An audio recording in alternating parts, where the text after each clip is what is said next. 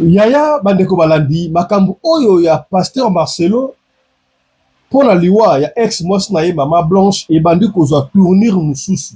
Ba vérité oyo ebandi kobima awa ezotika ngai bouche be mutu na ngai ebandi koswa ya kosakana te. Yaya makambo ezokobima se kobima. Est-ce que savez-vous que Pasteur Marcelo tango abotaki mwana ya liboso, Mama Blanche abotaki mwana ya liboso, abwanganaki mwana wana mpona azali albinos. Est-ce que biango mpona albinos boyebi yango te hein? 2 mois également ya mwana mwasi albino susu awangani. Voilà comment est-ce que Mama Blanche avait commencé à être humiliée kaka na naissance ya bana na ye. Nayebi te est-ce que soki moto azali albinos aza na droit ya kobota albinos te ndenge nayoka baloba mingi o ndundu abotaka ndundu te. Est-ce que c'est vrai? Pasteur Marcelo avait raison ya ko renier bana na ye wana bafisto a renier ki bana na ye kasi yako ndima ndenge nini après plusieurs conseils bapesa ki il paraît nde ayaki kondima tala makambo ya buzoba oyo ekotouche même na atteinte ya bana ebandi kobima na makambo oyo. Yaya ndeko aye kopesa vérité version autoroute la famille na moi que Mama Blanche il paraît akufaki na Turquie te. Yaya ba indice bandi kopesama Mama Blanche il paraît akufaki na Lubumbashi wantanshi ya solo. Elle a été éliminée, assassinée, elle a été mise en silence na niveau ya Lubumbashi. Na ndenge nini tosolika pembe démonstration ekosala mamuki abokoyoka yango. Yaya est-ce que pouvez-vous accepter soki akufaki na Turquie muto akufa mardi et puis mercredi ka akoreya? Est-ce possible? Non, ba formalité administrative ezate eloko moko tika la ndenge wana ye. Et puis il paraît la vérité bimi ndeko oyo asalaki attestation ya ja batuni omonaki corps avant osala attestation oyo bokotanga question ate. Yaya makambo ya leko bakolele awa epesi ngai mutu kuswa toyela lombango awa makambo ya Mama Blanche. Yaya ekotika yo bouche be lokola etiki ngai moko bouche be awa tokosola yango awa na émission ya lelo.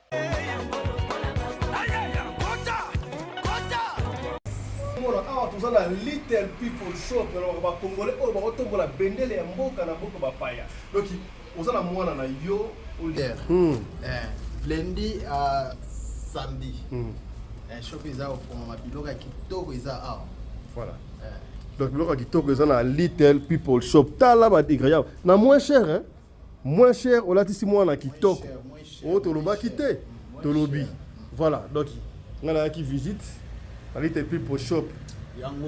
Allez, chap chap. Baïna look là-bas, moi quelque chose dans Little People Shop chez Maman Charlotte Caputo. Landela boutique Yaya. Autre loba quitté. Tolobi. Allez, boya ibele. En nombre, des milliers de femmes et d'hommes souffrent en silence, des cicatrices invisibles, des regards fuyants, des douleurs que personne ne comprend vraiment. Mais aujourd'hui, un espoir renaît. Le célèbre docteur Guylain Le Bourgeois, dermatologue esthéticien reconnu, de renommée internationale. Avec plus de 24 ans d'expérience, il a transformé des milliers de vies, redonné confiance, espoir et beauté à ceux qui pensaient ne jamais guérir. Nous vient tout droit de Johannesburg, Afrique du Sud.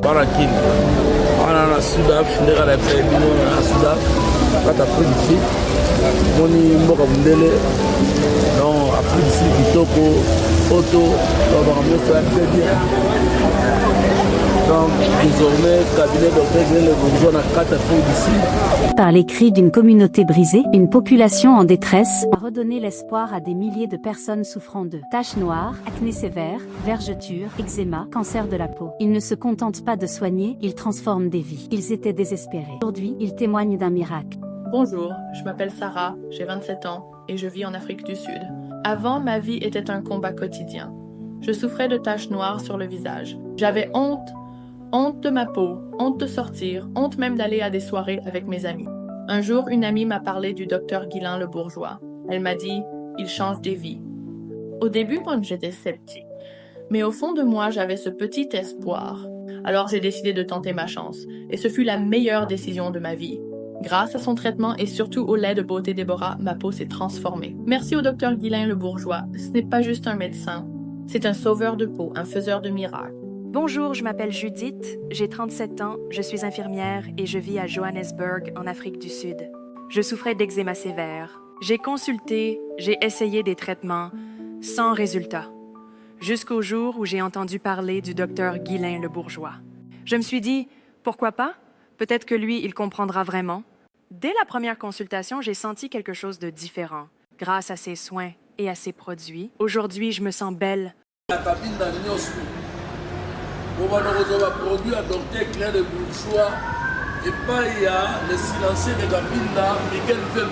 Docteur Guylain le Bourgeois est là pour révéler osimbi limeti pembene sase papa suweno nini babomaka moto na petro te polamba na babola esengi makala yo timabanga Edgar Mvumbi papa na soki osali bongo wana obomi moto bolingo nanga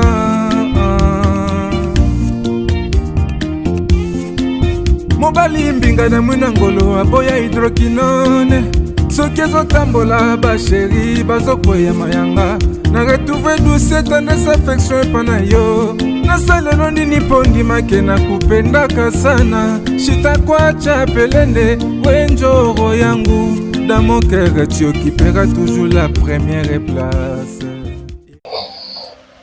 Mbote na bino bandeko balandi ya Radio Lokole télévision bisika nyonso swami merci nous à chaque fois na confiance pe fidélité oyo bozali ko continuer ko pesa programme oyo Radio Lokole masolo epai wapi tokuta na ka chaque fois pour solo la makambu oyo ezali koleka na communauté na biso africaine mingi biso batu oyo tolobaka lingala yaya partout makambu ya Mama Blanche ezongi lisusu justice pour Mama Blanche. Soki mbali bosota la biso tosenga kala yo o s'abonner. Soki o s'abonner yaya kobosa na te ko fina cloche la notification pour na orataka ba programme na biso. Ça fait tout plaisir. Nous sommes devenus de vrais investigateurs pour la makambo ya Mama Blanche. Alors, to sengi o mbongo te, to sengi le côté en retour, yo s'abonner kaka la chaîne na biso. Tout na papa pembeni, tout na maman pembeni. Est-ce que s'abonner déjà pas ya papa Fiston? Parlez de cette émission chez les gens. Souvent, ma collègue de service, ma collègue de classe, papa, maman, est-ce que tu as papa Fiston? Papa Moko, chaque fois, elle a une histoire vraie où elle est dans la communauté. Parlez des gens de cette émission. Yebisara bango service. Et puis, bah, sabona kayaya. Au moment yo banda kutala na sabona, c'est pas bon. Faites-nous confiance. Ça n'a besoin de confiance. Faites-nous plaisir à s'abonner. Alors, la main sur le cœur, tout ça, yo au s'abonner. La chaîne Nabiso. Kende pe lisusu na deuxième chaîne na biso kaka na YouTube obeti Afrique Masolo TV. Ça fait plaisir. Afrique Masolo TV au s'abonner pe kuna. Soko silisi oyebongo na TikTok. Na TikTok obeta ka Fiston Pelende au s'abonner. Yaya makambo ezali ko bima se ko bima en ce qui concerne décès ya maman na biso Blanche. Et bandaki lokola maseki ya siko ba vérité bandi ko bima. Moi je me demande pourquoi est-ce que pasteur Marcelo atikaki yango ekoma tina ba niveau oyo soki famille ba deko réclamer soki 2 millions soki 1 million na ebité s'il a l'argent parce qu'il déclare avoir l'argent pour nani na pesa ki bango kaka te soki ebi ki asala ki fautif et dans tout ça est-ce qu'il est réellement fautif on ne sait pas yango ba diko bela ba Alzheimer et moi ba vide na mutu pa moni ki degré ba diko kendele oyo et comme degré msouté ya makamtu koloba awa ezali très grave bandi ko bosa ba investigation ba révélation ba la biso ya là c'est pour la Maman Blanche mais biso Maman Blanche zongi tout le monde a comme investigateur chaque jour chaque heure chaque minute et là ko ya sikebi maka pour Maman Blanche tout le monde Maman Blanche ma clé c'est makasi hein reste une puce Maman Blanche a ko reste une puce dans nous tant que la justice n'est pas encore faite. Il y a moi qui révélé. Ba misusu Maman Blanche azolo tsa bango na ndoto, ba misusu Maman Blanche azo bimela bango visa, ba misusu azo no yaya makambo so ko bima se ko bima.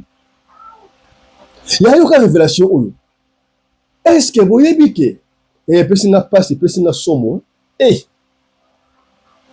paraît Maman Blanche baba naki na pasteur Tunasi Marcelo toyebi yango master na esa na ndenge ya mabete na ndenge ya kofinga te parce que biso awa na Radio Lokole uzaka pembe et tolobaka pembe na pembe za ka ndenge kofinga te on a plusieurs couleurs et pas ya bato nous avons la peau blanche la peau noire peau rouge, je crois la peau noire, mais ça la rappelle pas noir, on t'a noir, est-ce que la noir? La même raption noir. Est-ce que mon la pembe au peau blanche? On a pembe ta couleur beaucoup boy.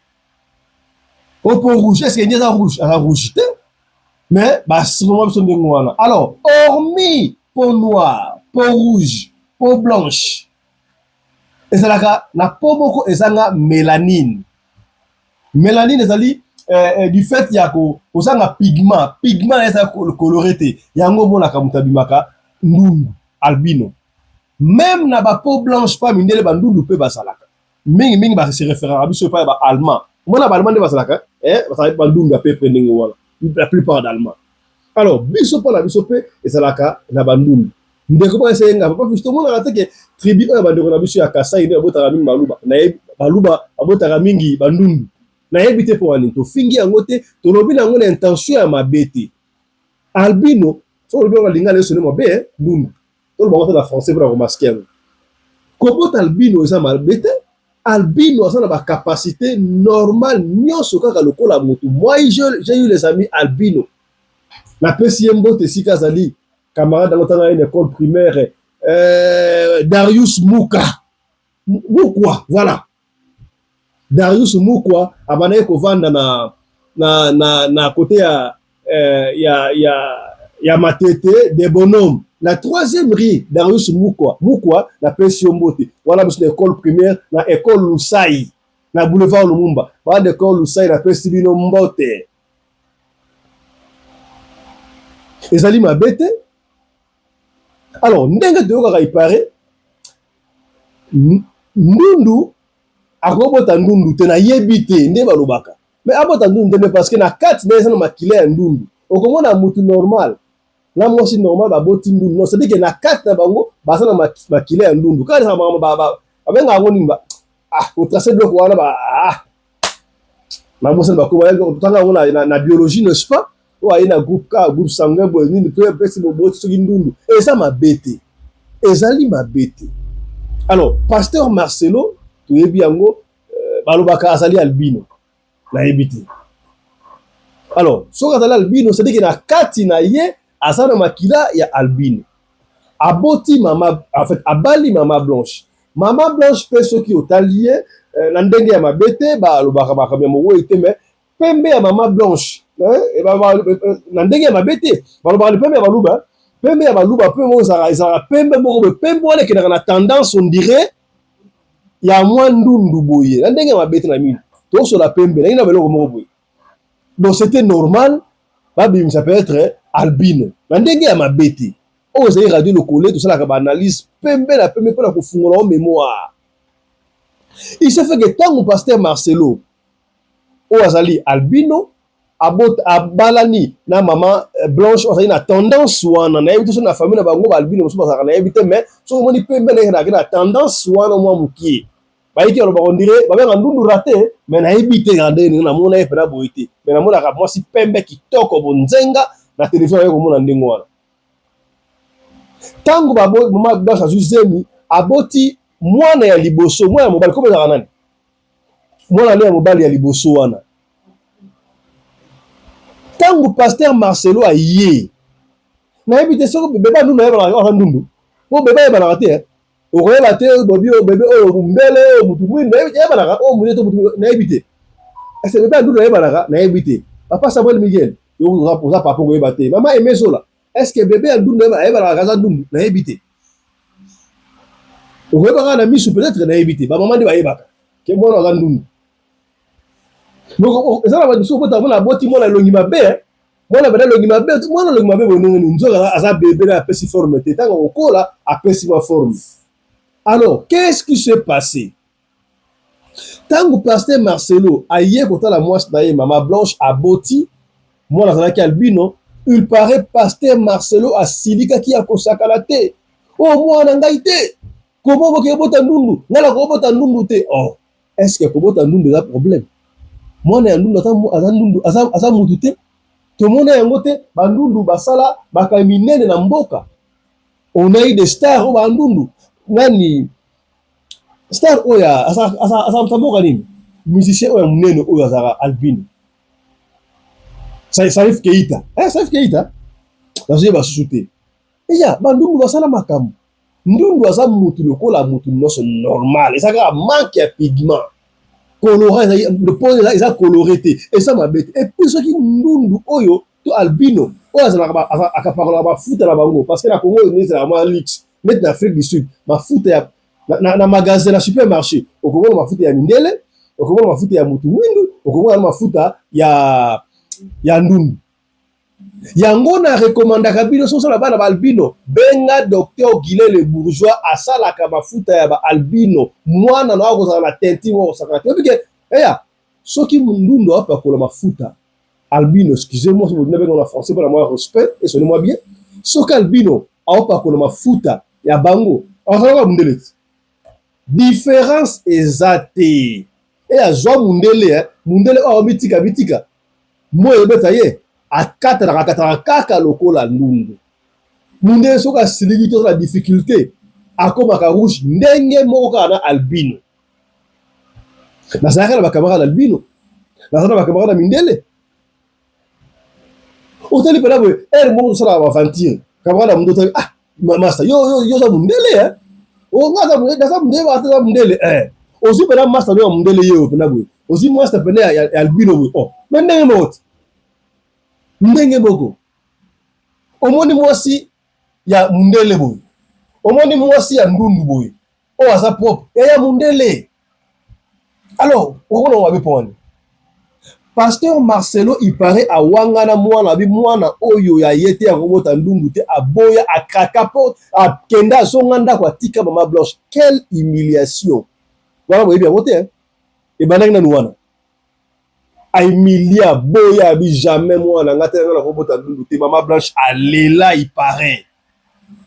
Donc mala nda kwa libala ngai kutu muluba basala adultère te na boti mwana bano balwanga na rapé yango azali longa tata mona abelo longa tata na n'est-ce pas longa tata na mobimba yo oboya kiye so abelo kuna ondunguni ti bato ba ye wana te ko sala boyete ba be za bona na yo albino tape kaka mwana soki bakambo ya boye so ba expliquer mwana so akoli ke papa wanga na kiyo poza di albino et couper sa passe na motema to komi boye pour la kaka pasteur Marcelo. Donc tout ça pour ça est-ce qu'on peut pas arrêter le makambo? Badi ko toucher tina bana boy. Ba vérité to yeba kité. E badi ko bima. Oh là, c'est méchant. Ba ke ko bon de la pasteur Marcelo, ba oui que hier à la de nature têtu. Ba talicier. Ti pasteur Marcelo aye ko ndima mwana wana ya liboso. Dikambute. Ba continuer ko vanda zemiami bale. Mama Blanche a qui robota le sous albino cette fois-ci à moi aussi. Oh! Nanu Marcelo a silika boete il paraît. Yo bote na ngara bana oyo e bano dini oh mais on pense dire que ba il paraît ba de faire casser bota mingi ba albino. Na ebin de komoko asala quartier Salongo na limité comme na Gigi purifier ve Gigi bote na yo. Ya asala albino belé. Mais qui benga biso to tia to na pa ya nzambe ya loposo Guilain le Bourgeois akosa ela bana mafuta ya balbino okomona teinture lokola mindele et ça mabete basa bana lokola bana normal yem sangai non ça na mwana no ya ndundu asa intellectuel kembona ya noir o asa kuluna oponini okomi voilà ce sont les et puis le balbino va très intelligent moi je vous dis na éviter situation basala ondeni pour l'albino ya buri que ça difficile mundele ndundu baza pe batu OK na ndenge ya politique bandundu bazali na bandenge ba supporter c'est ba ve to abla ndundu kuna azali baza batu une fille albino parce qu'il parlait très bien yaya à cause la lokola mundele. Et puis, c'est grâce à Kobota Bana ya Batu Mwindu, mais na kata makila bana wana, makila albino zali, so pe chance zali, babo ti pe albino te, et d'ailleurs Kobota albino zali ma bête. Marcelo deuxième mois albino Marcelo silika ya kosakana te même so tomboki, mais là comme la fierté bana ngote. Bana ngai. Oya ki bangu, tala ba vérité ya ko bima. babondeli lisusu ya kondima nayebi te nzambe ayokaki losambo ya mama blanche ndenge nini troisième mwana abimaki albino te me mwa pembe moko lokola ya mama na ye mwa ndenge ya ndenge bazaka bekata to 3 na troisième na quatrième ndenge wana. Alors du fait ya kowanga na mpa mama blanche asosolaki yango teke mobali oyo ekomi dangereux. Est-ce que mama blanche da bongolaki bana wana balungwa noir basanga pigment bakoma na niveau wana epesaki pasi ya kosakana te et histoire a boye tozo kobeta yango na plaisir te bopousse biso tokende jusqu'au fond na baenquête oyo tozali kosala yango tokoki kodécouvrir makambo oyo yaya te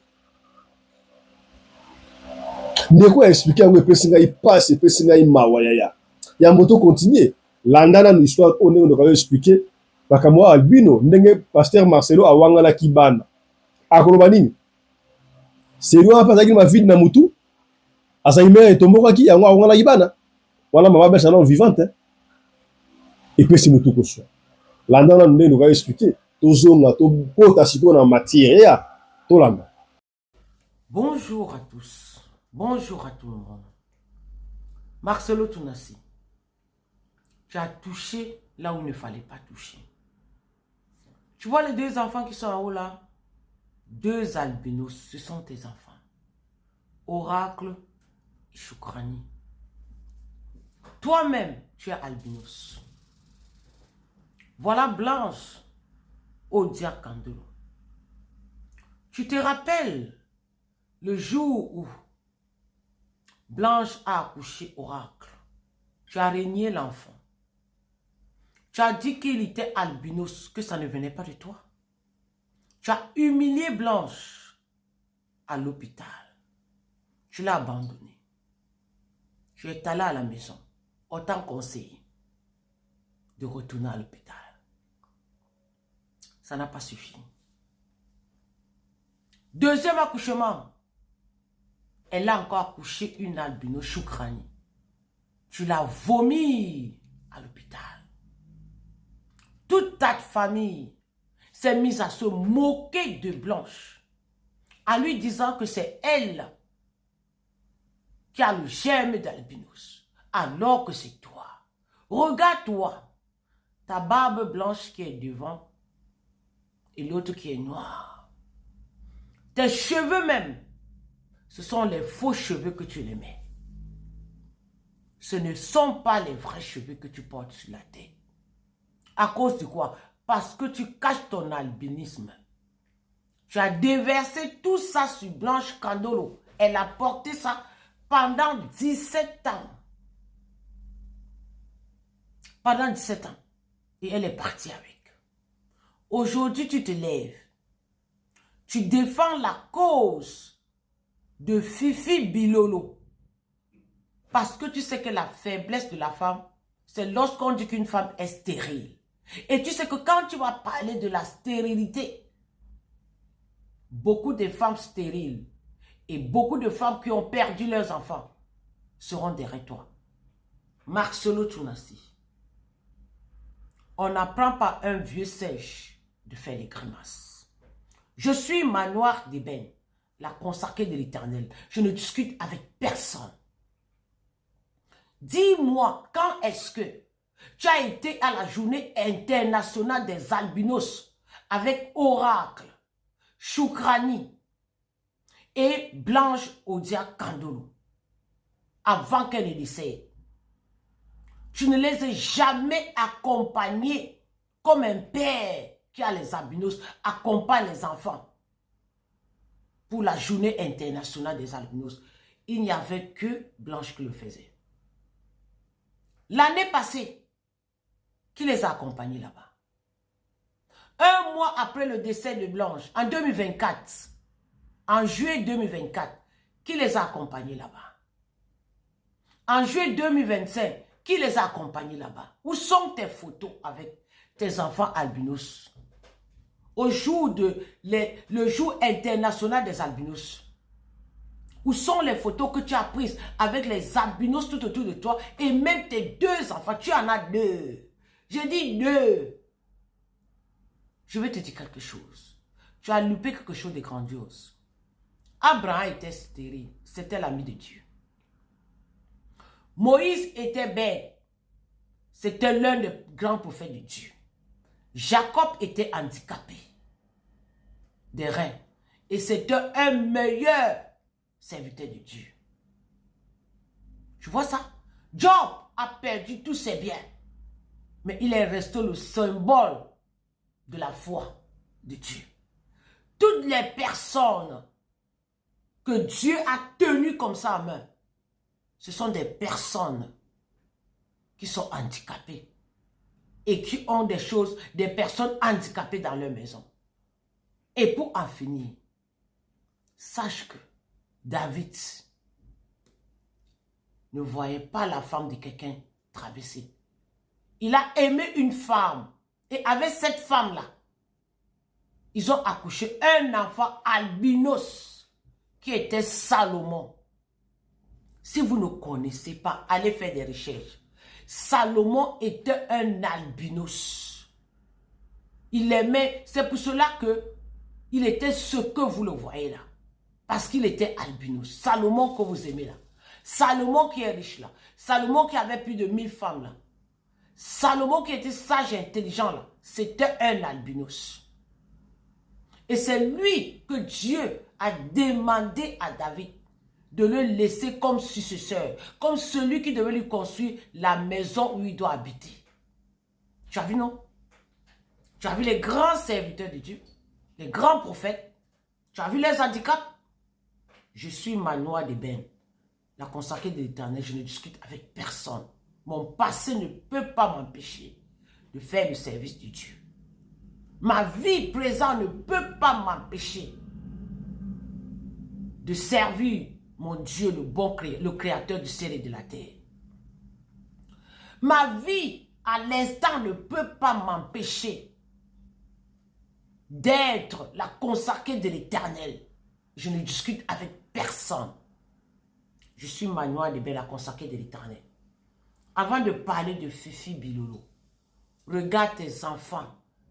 Vous appelez ça l'handicap en Afrique.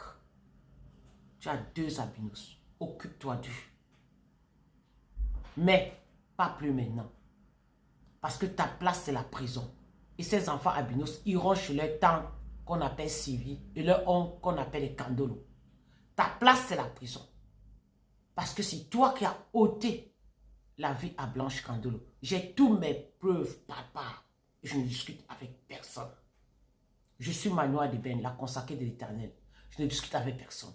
Va prendre les convocations de la plainte pénale qu'on te suit depuis des jours et des jours de prendre là. On va discuter ça au tribunal. Tu as compris? On va discuter ça au tribunal. C'est là où on sera. Si tu as raison, ou c'est nous qui avons tort, ou c'est toi qui as raison. Mais je sais, moi j'ai raison sur toi. J'ai mes preuves palpables. Que toi, tu connais quelque chose sur la disparition de Blanche Candolo. Et pour moi, Blanche Candolo n'a jamais quitté la RDC. Jamais. Et que l'avion qui a transporté Blanche Candolo, c'est un avion qui ne sort, qui n'est pas international, c'est national. Et je sais, tu n'as jamais parlé de la Belgique, rien que de la Turquie. Et je sais, tu ne peux pas avoir le certificat de décès sans d'abord avoir l'acte de décès. Mais tu as eu le certificat de décès sans avoir l'acte de décès. Tu l'as eu après. Voilà ça. Et je sais que Blanche n'est pas un robot. Pour faire la fête le 7, voyager le 8 et aller se faire opérer le 11. Le corps s'est reposé quand?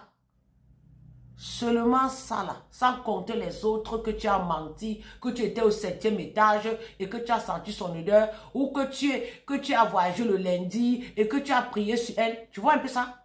Verbalement, tu es condamné à 150 ans de prison. Même ton tombeau va avoir la chaîne. Je suis Manoa de Ben, la consacrée d'Éternel, je ne discute avec personne. À bon entendeur, sa ligne. Yaya na cadre ya banquette zo ko sala ka banquette zo ko luka na ça que makambo e Maman Blanche et comme si biso nyonso tout ba investigateur. Oui, c'est vrai que nous sommes journalistes d'investigation tout luka ba information mais degré auto luka Maman Blanche t'invité Maman Blanche ça makasi makasi azo ko bimela musino bandoto musino ba vision hey ya somo yaya somo. Maman Blanche avant pour faire, tu m'as dit qu'on se référer. Bah élément auto pesa et ça rapport la kosuna bazuzi bayeba. Et si j'insiste n'est qu'on répéter un mot, famille Kandolo, bah on a besoin ba bien Marcelo T. Ce qui va créer on a compte ba bien que moi c'est Akufi et famille za 1 million beaucoup kweya. Lokola ba simbika ndengo wana. Bayeba liwa mwana bango yango zote mndengwana. Justice pour Maman Blanche. Maman Blanche akufa kindenge nini? Ya awa boko yoka makamu. Kana misha lelo. Tuko yoka makamu.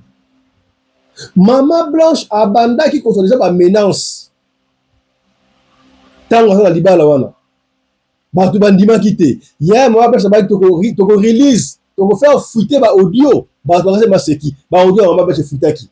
Njoka makambo bandai koleka Maman Blanche abandai koleka déjà maman na bango yango emo konga kondela maman na ebite mais maman za maman oyebi na ebite maman ata bokulu sala mbongo ndenge ni oui respect bokulu zali mais tango ko makambo ya mwana la vie de ton enfant est en danger tu dois te prononcer yango nga papa zaka très important ya ba maman sala ba secret musuna ba na bango papa ebakate soki papa yebi akati na hémorragie wana akata hémorragie wana soki papa Kandolo azalaki na ndimite que peut-être Maman Blanche nga kufa parce que Maman Blanche solo na maman na bango maman oyebi ke marcha so menacer ngai tala kutu boye to swani na ye alingi te ngana na pesa no soki mbongo na supporter famille na so ndene abine oko supporter famille na bino to swana Maman Blanche akoba na besoin de divorce alingaka kima ngam na bango te ba audio ezali boko yoka yango awa to rappeler ebele basima yoko déjà Marcelo so que sa Maman Blanche aso ko yebisa ye ke non yo molima divorce sans ngwana et ko coûter au cher ya savez-vous qu'est-ce que signifie quand quelqu'un te dit ça va te coûter cher na émission atongo to lobaki yango ezali émission to émission ya hier ya lobby to lobaki yango na monde spirituel na monde ya ba grand batu bazwa mosolo batu ba décider soko zo ya mutu olongola lipa na mesa oboto lipa na il doit tout faire il va tout faire pour la lipa na etikala makambo nini ya makasi o Maman Blanche ayebaki o ya komaki gênant non seulement pour la Marcelo il paraît mais pour na écrire na bango no surtout wana elle en savait beaucoup plus trop ayebate ndenge nini pour baka soki mwasi na yo aza mwasi na yo ya solo ba secret ya mobali na yo mwasi aboyeba mais seulement par l'infraction est individuelle mais na cadre oyo mwasi akobe ko révolter qu'est-ce que bayokana kinini entre Maman Blanche na Pasteur Marcelo oyo amana ko koksango te alingaka bimisa ba secret Pasteur Marcelo baki ça va te coûter trop cher makambo ya divorce lo biwa trop cher oyo mbaki na liwote trop cher mbaki na liwote Maman Blanche aloba yango na ba audio il paraît akuta bango mibali na nani oyo so aloba audio te dis-moi je dis même prix comme ça na songo nanga na demain je culte na rama ko préparer toyoka munongo ya nani toyoka yango voile ya nani est-ce ba trafika voilà ba trafika yango oui ba trafika yango mais tala na ebembe ya Maman Blanche tangu Marcelo ayambala na pasteur moko boya mulai est-ce que mibali ba ndengwa ba wumela ki ba yambani boye ba loso lani ah yeah monsieur t'a compris monsieur t'a compris n'est-ce pas monsieur t'a compris quel monsieur t'a compris je ne dis pas que monsieur t'a compris mais on suppose et puis il y a des nids ayebi nini il y a des nids pas accentuer ki makambo wana ba lo makambe belé Marcelo ataka ki ya des nids pour la nini ya des nids ngeko ba nini ya solo ya des nids il faut so wana no ya na koloba oya na koloba Pourquoi le mariage, tant que pasteur Marcelo a dit que bala? À Bali, mais t'as la joie oyo, Francis Tatou, azalaki na Joël. Vous voyez par père spirituel, il y a Francis Tatou. Joël, hein? Vous voyez par père spirituel, là? Bon, là, vous savez, vous avez un discours. Vous voyez, vous avez un discours. Voilà, vous savez, bien, il y a des pères spirituels, là. T'as là des grippes, moi, que les matins pour les autres.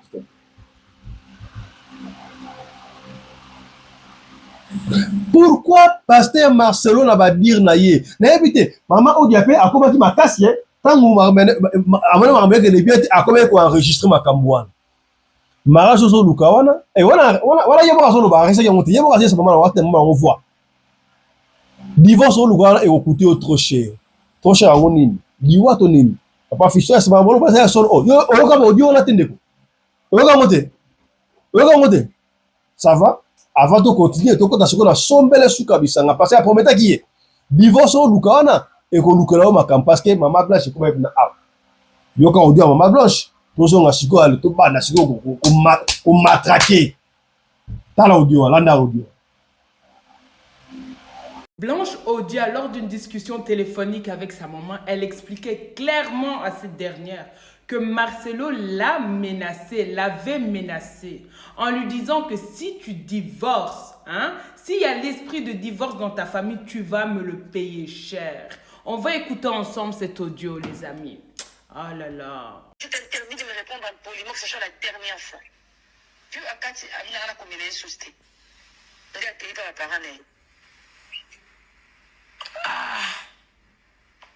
Non, Blanche, comment on a été zéro élection.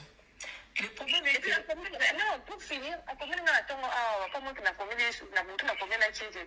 Ah, donc, on a des nazana, tu vas repasser ça, nous, comme la famille, on a été pour nous salater, pour nous, vous n'avez pas naïo. On a le bien bon côté, on a le bien de qu'on soit des décisions na candidaté. Et puis, il y a que c'est ça, mon lit, ma famille, n'a bien joué à attaquer et à divorcer. Il y a beaucoup de payer en cher.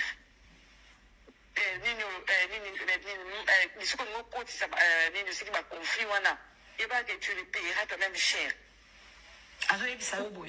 Si tu as attaqué l'esprit de divorce qui attaque ta famille, hein, sache que toi-même tu le payeras cher. Non, dis que non, c'est sans effet. Moi, je ne prie pas un Dieu mort. Maman, je ne sais pas. Bon, cette femme a pris la décision de quitter ce monsieur, Marcelo Tounassi. C'était définitif. Elle est montée en Belgique. Le 11 juin, donc le 10, je pense le samedi, le dimanche, elle est arrivée en Belgique. Et bizarrement, juste après son arrivée, on a appris hein, que cette dame était décédée. Mais son mari lui avait dit, si tu divorces, tu vas le payer cher. Et effectivement, Marcelo, Blanche, elle a payé cher parce que Blanche Odia Kandolo est morte. Nous savons pertinemment que le gouvernement congolais te soutient. Moi, je l'ai montré, d'autres chroniqueurs aussi. On a montré par A plus B. À partir du moment où quelqu'un donne un faux certificat de décès et toutes les preuves qui sont là sur la toile, mais que le gouvernement congolais ne se bouge pas, ça montre que voilà, ils sont en accord avec ce que Marcelo a fait et que ça ne les dérange pas. Mais jusque quand ça va continuer ces féminicides-là, en fait? Une femme a le droit de divorcer. Elle n'était pas ta chose. Blanche Odia n'était pas la chose de Marcelo. Ce n'était pas un objet. C'était un être humain. Elle n'était pas épanouie. Elle n'était plus épanouie dans ce mariage. Entre les violences conjugales, les violences psychologiques, là où on la rabaisse, les mensonges, le faux semblant. La dame, elle avait le droit de partir. Et malheureusement, quand elle a décidé de partir, Marcelo et sa gang et toute sa clique qui se sont mis ensemble pour l'éliminer. C'est tellement dommage. Mais moi, je sais qu'il y aura une justice pour Blanche. Je ne sais pas par où ça va sortir. Je ne sais pas comment ça va venir. Mais je sais qu'il y aura une justice. Parce que Esther Aïcha, là, elle était dans le mariage avec Blanche. Elle couchait avec Marcelo. Depuis 2021, ils ont commencé leur idylle amoureux. Après, aujourd'hui, on a un homme qui se fait passer, pas un homme de Dieu, Marcelo. Et le gouvernement congolais, Félix Tshisekedi, Guillaume Gueffa, hein, je vais citer en parallèle aussi la première dame, on soutient ce monsieur. Un crime commis qui reste impuni. C'est pas normal, ça. Justice pour... Yaya bobengi biso ebele na émission Oyo. Ya Mama Blanche, tout ça qui na Tongo, ça qui na Tongo. On va fister on ndenge ni mutala Mama Blanche akufaki na Lubumbashi. Mama Blanche akufaki na Lubumbashi ndenge nini? Oh. Yaya. Na ba to so ki moko ya ba hypothèse. To ça la kaka analyse. Là où les gens réfléchissent tout bas, nous on réfléchit tout haut. Na ndenge nini? Yoka lisoulia. Ndeko wana ya la rotso do wana ndo accentuer et puis fondre mémoire. Yaya. Pasteur Marcelo, oui, il m'a rappelé à vide na mutu ba examen, il m'a commis docteur, mais à médecine. Alors même docteur, la parole a commis à médecine. Oh non, aïe, le toujours au moins c'est à kufa quitter, et ba vite, ba attaquer qui est trop, pasteur Marcelo. Non, doit attaquer au thé. Tant que on va acheter ngai na on va à la radio le coller, les angaïte. Mama Blanche ça continue à quatre dans un bimbali ko sopara à ce ko so. Azoloba o feka loba leso Mama Blanche dans loba. Tant on a loba ah komona ngate mona Mama Blanche dans loba. Yo komi docteur, ya médecine, yo mo komi na ville na mutu, yo mo ko sala examen, obino eza maladie mo yo mo ko sala diagnostic, mo nga sala diagnostic. Tant on nga na bala liboso, mo nga ezaka ville na mutu te.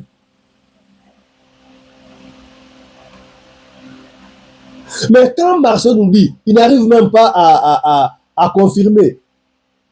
Maman Blanche avait voyagé les samedis, elle a pris l'avion le samedi, elle est arrivée les dimanches en Turquie. Hein. Voilà, avec Turquie, non, avec la Belgique. Turquie, elle est arrivée en Turquie, et moi, j'ai pris l'avion les dimanches, je suis arrivé lundi, on a parlé, et puis, yémo kokaya. Vidéo ezali botala ki une émission avant-hier la bino susu yemo susu Maman Blanche a pris l'avion les dimanches, elle est arrivée lundi, n'est-ce pas? Moi j'ai pris l'avion les lundis, je suis arrivé les mardis, on a prié la Tongwana, je ne savais pas que le soir on allait plus se voir la fin de la chambre d'hôtel mais qui parfait na yé ya vous nous prenez pour les enfants ou quoi?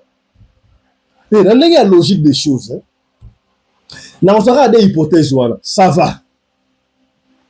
Attends, maman, ça samedi. À Koufi, ça que samedi, on va dimanche. C'est-à-dire que lundi, il faut l'hôpital, n'est-ce pas? À l'hôpital en Turquie, la passeport naïe, Blanche Tounas, n'est-ce pas? Oui. À Koufi lundi. Quand à Koufi constant, ce soit là, bon, il y a ce qu'on a dimanche à combien lundi. Moi, c'est à Koufi lundi, mardi, et là, mercredi, malamoko, et comme voilà comme la Kinshasa, à Boni Boyoko.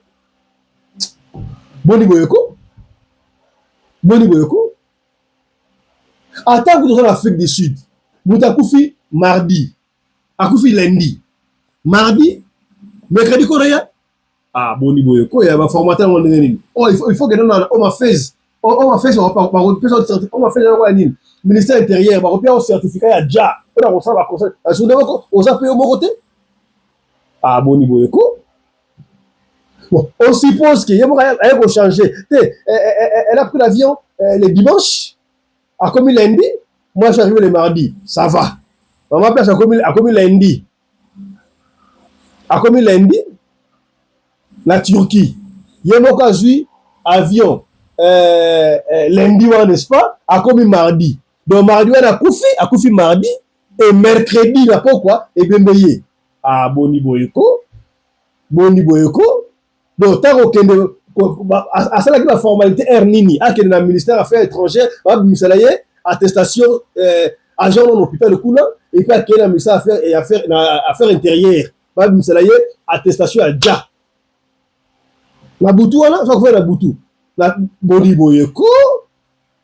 Bon, combien? Bon, on a dit niveau psycho et réflexion, on a dit que on trouve ça va zouzi va idée. bazuzi ka ba idée yaya yoka siko nyonso tango balobi ke wala le mission tongote ndeko kolobaki Marcelo n'est pas influent en Europe. Il n'est pas influent en Europe, il n'est pas influent en Asie, en Afrique du Sud. Il est influent au Congo. Toyem ça qui vient dans ndeko na master na moko boyaza ceux qui a fait une présidentielle, celui d'Azara peut passer dans kuna. Il peut tout faire. Tango de Ralobi, Maman Blanche n'avait pas voyagé pour Turquie. À Kenaki Lubumbashi. Bobo yango pona nini. D'ailleurs, Marcelo n'a jamais parlé de la Belgique.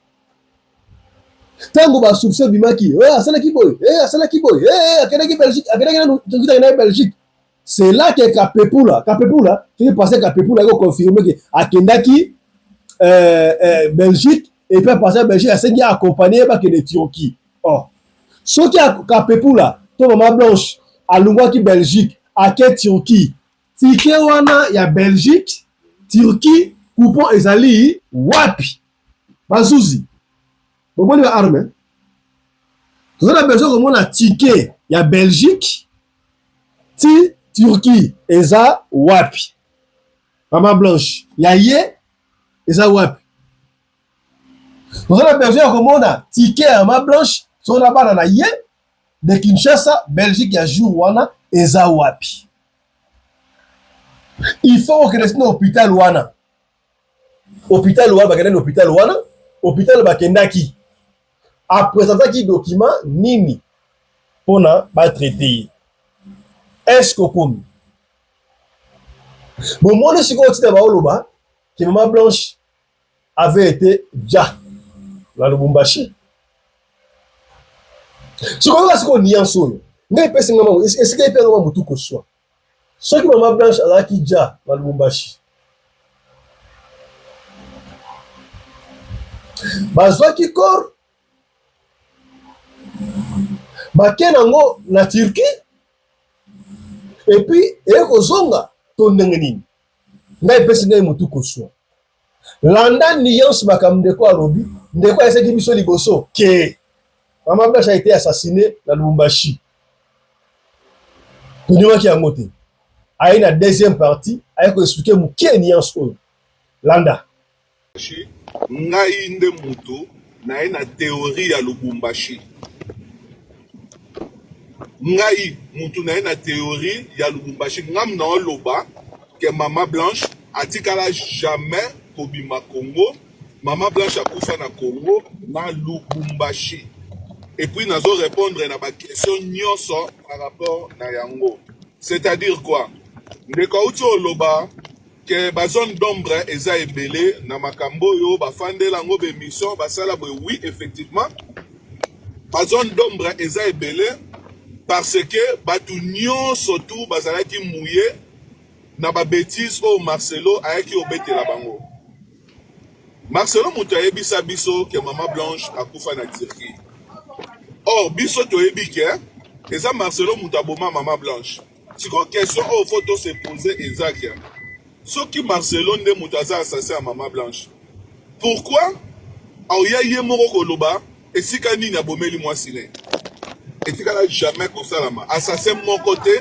aloba lié ya crime assassin nyonso tout objectif nezalaka abomba lié ya crime or tango tozotala par rapport à Turquie eza un élément moko concret oyo ekoki kondimisa biso to ekoki justifier présence ya Maman Blanche ezala na Belgique ezala na Turquie ezaka ba dire à Marcelo soki botali non par rapport ya temps point on ne ko auto soulever eza impossible muta kufa na Turquie mardi mercredi na pourquoi corps na eza rapatrier na mboka ne eza impossible ebembe ebima mboka lokola Turquie et puis Turquie na matière ya aéronautique Turquie aza le moindre été aza vraiment puissance parmi ba puissance aéronautique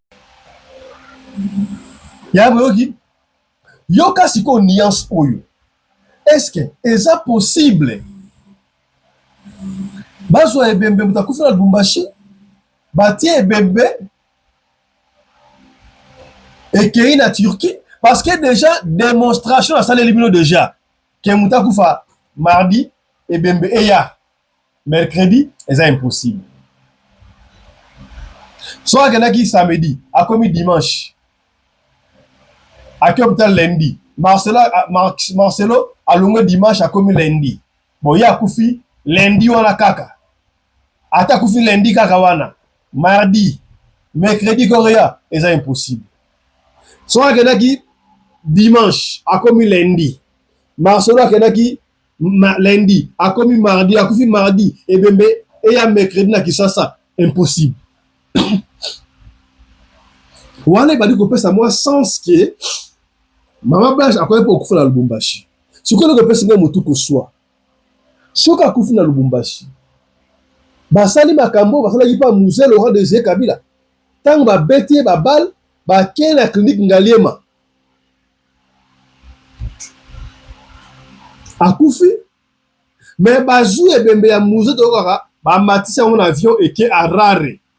Mais de je ne sais pas pourquoi je ne sais pas. Et bembe ya musée, ce que vous avez musée, tant que musée, abandaki ko, et bembe mané ko ya, et le Harare et Lubumbashi na Kinshasa. Et maintenant on a des avions. Est-ce que vous vous rappelez encore, et ma musée? Et maintenant on a des avions. Pourquoi des avions? Pour battu un département où le musée azalaki. La clinique Ngaliema. Pas département? Ah. Et si quand au musée à la kiwana, ce qui département, ce qui n'y wana, bah tout le monde surtout bah la kiwana, bah infirmier, bah docteur, bah on tout bah tegi bah on avion, bah qu'est Zimbabwe, on va le battre bouche bée, bah botte on va téléphone dessus. D'ailleurs c'est nous on va téléphone, bah GSM. C'est pas n'importe quel zagi nango. Bah là autant moi nango, pona, bah bomba secret bah loba. Oh yo nyosho kimaka.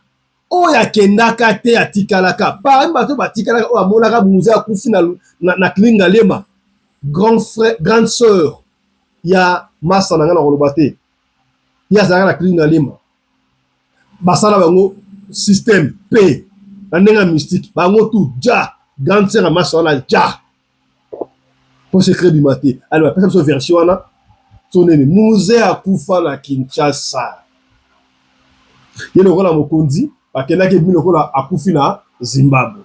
Siko na cadre ya Mama Blanche. Mama Blanche akufi na Lubumbashi. Et bébé qui est Turquie. Et ça impossible, aucun était impossible. Et aucun était. Siko yoka siko nianso. Merci Mama Blanche oyo. Yaya ba découverte ya makambo. Nzokande ba benga. Coopération avec ça va ya ndenge nini ba benga na Turquie et conso kaka po ba investigateur Mama Blanche ba ebele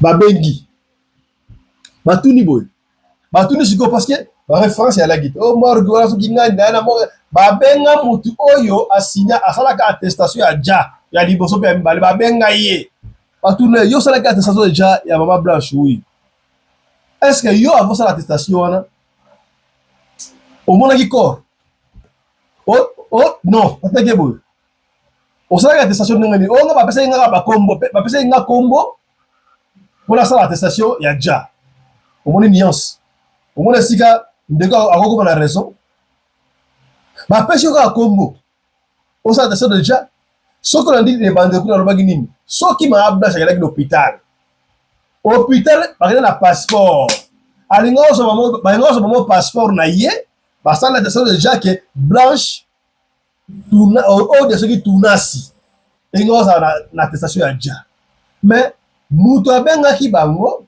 apesika akombo Blanche Odia Kandolo tournasi elongo on nuance wana voilà dans moi sens tangu babengi mutu wana yo salaki attestation ya déjà avant attestation ya déjà au moins qui corps au moins qui doit tomber d'akufi oui réponse à la nini oh là on a droit à répondre à la question en atte à tabino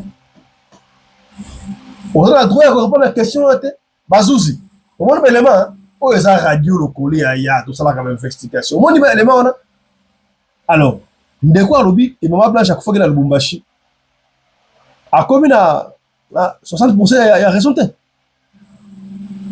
Siko na sengi na bino na bana ko senga na baleki bandeko basaka na aéroport tangu depuis motel ya Maman Blanche yaki na DHL yaya avion na utaki Turquie ya solo to avion na utaki Lubumbashi bosunga biso ditambute soki utaki Turquie. Est-ce qu'avion Turquie peut le Lubumbashi après ekiti kin bosunga biso et yaki na avion nini au moins ni makamu oyo bazuto passe bazuzi piste pour la koluka solution procès oyo tunasi akolonga tala mutseki tala kumamba landa nde ko expliquer awa ebongo tozo suivez famille Moussaouté. Okay. Quand on a quantité parce que il y a des conflits en interne qui opposent un tel à un tel. Donc je n'ai pas envie d'aborder Sylvie a dit, un tel a dit. D'accord? On va comment c'est qu'on troublé au fait. Non. C'est pourquoi on a lié en fait par contre c'est bien mon idée on a Bobby Manabino kuna kati. Bobima. Restez sur le fait que ndetoza boy, il faut koyeba que la société, là ça tombe bien. Comme il y a eu le procès, maintenant je vais pouvoir mettre des voices. Boyoka, comment la société qui a fait les papiers, d'accord? Société o asalaki mikanda. Mutu o asalaki mikanda. Bango, baebisaki bango, basala ba papier, pona mutu akufi. Et j'ai posé, Boyoka ke, on a posé une question. Est-ce que bon mona kinzota mutu akufi? Ils ont répondu qu'ils ne peuvent pas me répondre à cette question. Maman Valérie, ça veut dire quoi ça? Maman Valérie, bonjour. J'espère que vous allez bien.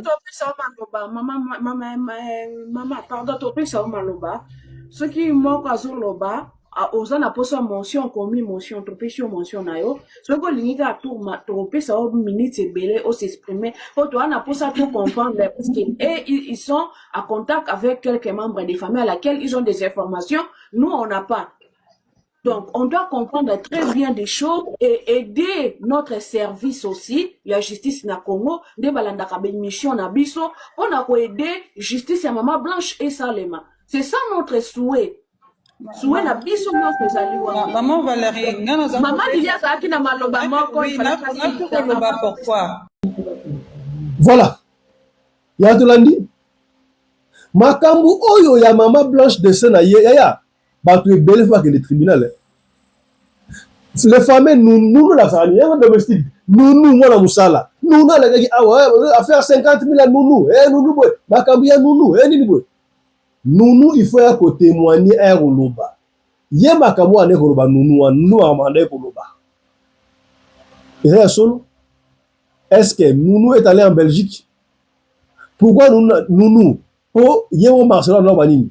Akelaki mamoko Turquie, n'est-ce pas? Tangu makambu oyo utu obima ya Belgique. Ce n'est que nous n'avons pas dit que Belgique est là qui. Est-ce que bakene na nous Belgique to bakena ki Lubumbashi. Histoire o nous appelle ça qui. Ezalaki ya solo to ya lokuta. Tala kuntseki, tala kumamba. Pour la lelo suki awa, makambu oyo esili awa te. Investigation. Il y a Maman Blanche, justice pour Maman Blanche. Et ça nous continue. On va encore revenir. On continue à fouiller. Et ça va trouver ça ma piste pas ma souci. Ma piste pas ma souci. Le quand la Marcelo l'équipe sur un mongo, il y a un patron engagé. Mon gars n'a parquet à tribunal. Ah il y a toute une ribambelle. Il y a un avocat, toute une litanie, tout un chapelet. Il y a un avocat. Bishopé la voix de sans voix. Zolora malem. Tu peux savoir ma souci ma piste. Pour la carte makambo. Merci à l'équipe de la compagnie, na mon caméra. C'était Winnie Larise Pelende et Claudine Larise Pelende. Na lumière, c'est toujours Miguel Larise Pelende et Joseph Larise Pelende. Na régie numéro 1, c'est Chris Larise Pelende et régie finale. Régie finale et coordination, c'est Maman Larise Rina Pelende. La femme à la taille d'une tige spaghetti, sans courbure ni virage. Allez, portez-vous bien. Santé de fer à tous. Chap chap. Et tchara. osimbi elimeti pembene sase papa suweno nini babomaka moto na petro te polamba na babola esengi makala yo timabanga Edgar Mvumbi papa na soki osali bongo wana obomi moto bolingo nanga